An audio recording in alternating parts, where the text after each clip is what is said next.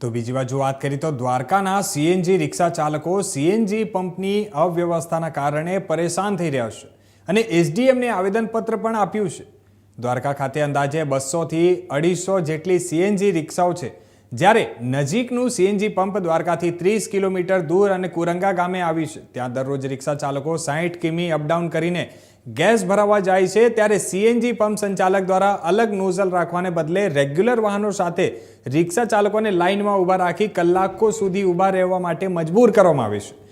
ત્યારે રિક્ષા ચાલકો દ્વારા એવી માંગ કરવામાં આવી છે કે દરેક શહેરની જેમ દ્વારકામાં પણ સીએનજી પંપ પર સ્થાનિક રિક્ષા ચાલકો માટે એક અલગ નોઝલ મૂકવામાં આવે, જેથી રિક્ષા ચાલકોને વધારે સમય બગડે નહીં અને ધંધા રોજગારી પર અસર નહીં પડે।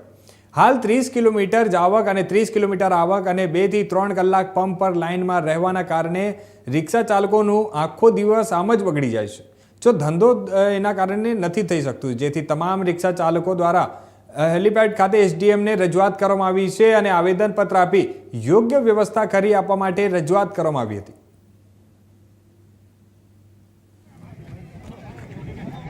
જય રણછોડ।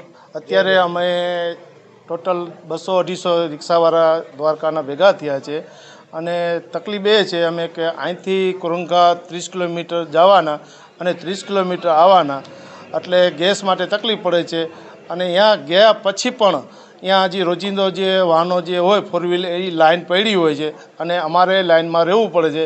એના માટે થઈને અમારે 2-4 કલાક બીજી પણ બગડે છે અને કલાક જવાની કલાક આવવાની એમ કરીને 4-5 કલાક અમને यहाँ गैस भरवामां टाइम लगे छे।